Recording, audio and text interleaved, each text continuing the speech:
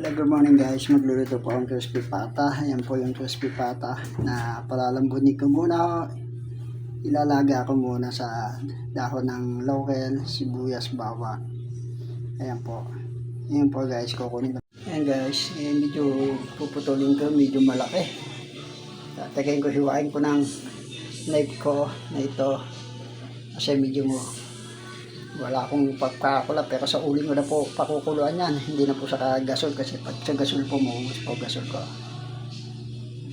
Yan guys, wala kasi akong cameraman, kaya inalo ko pa yung bawang, sibuyas at yung dahon ng laurel. Ngayon lalagyan po natin siya ng asin. Lagyan po natin siya ng asin. Pakukuluan ko na po siya natin para yung kabila ay makot ng asin. Pasensya na po, wala akong cameraman, ako lang may hawak ng aking ginagamit na pang-vlog ko pong sipi. Medyo maliit po ang salangan ko, malaki kasi itong patan ko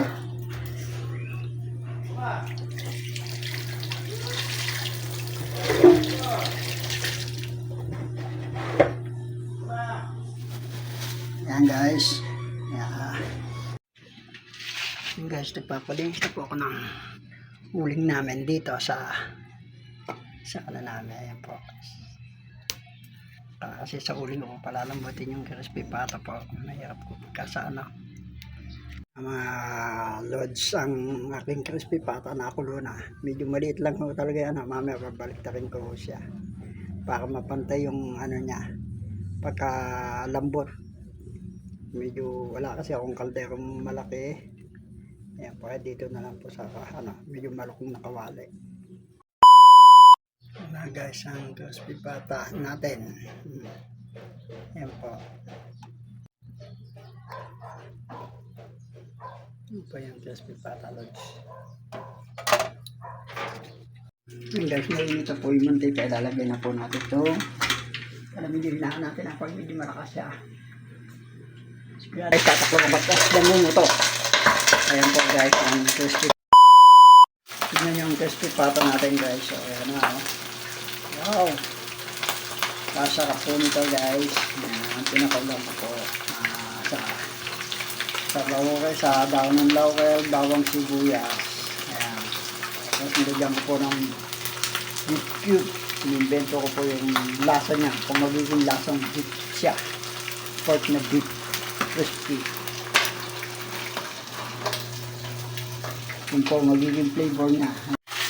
Ayan guys, dito natin mantika siya para maging crispy siya. Ayan po, lalo magiging crispy siya. Ito nyo ng balakay na wow! Sarap! Wow! Sarap na. Ayan guys, mahirap lang talaga mag-baliktad kasi ako kung hawak ng cellphone ko. Ayan, kabila naman guys. Ayun guys.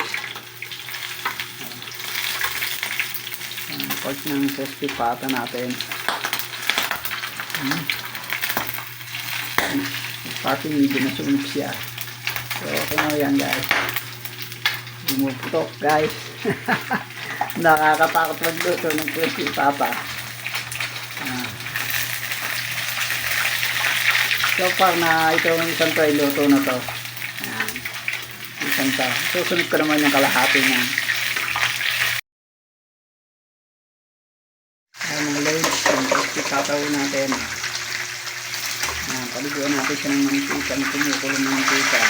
Ayan. So, maging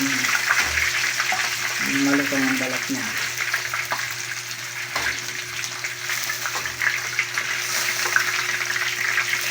So guys, ang crispy pata pong ginagawa ko.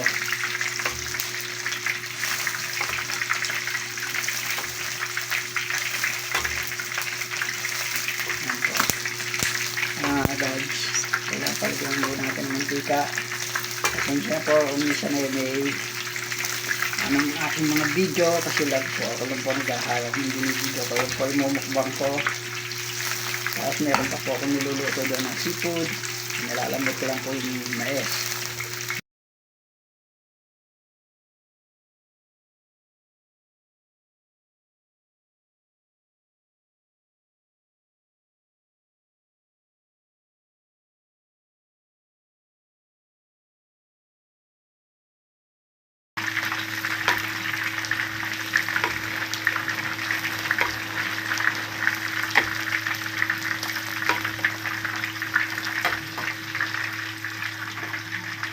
Ayan guys, luto na po siya. Hahanuin ko na uli siya. Ayan naman po guys, iluluto ko naman po yung seafood. Ayan. Niluto ko po siya sa Sprite. Ayan. Sprite. Tapos star margarine. Tsaka siya igigisa. Lagyan po natin ang pamintang durog. Ayan. Ayan po yung seafood na halo-halong seafood po. Ayan. Guys, hindi ko na po naipakita. Hindi ko na po naipakita sa inyo kasi nang habang nagigisa ako kasi po ay ako lang po nahawak ng cellphone ko. Wala akong tigahawak. Kaya napakahirap din po sa ano po. Mga lods, lalagyan mga lods, lagyan na po natin ng Sprite. Tapos yung mais po, ibalik ko natin yan. Sasama na natin sa pagpapakulo yan. Pwede na natin lakasan nila yan. Ilohit na ho siya. Ayan, balik ko natin yung mais. Ayan, lods, pinalik ko na yung mais. Halo-halo ilagyan natin. Ayan guys, lagyan po natin ng pamintang durog. Ayan. Hindi kasi yung papalasa dyan eh. Tapos haluin mo natin guys. Pasensya na kayo at kung po natin ang magic sarap po.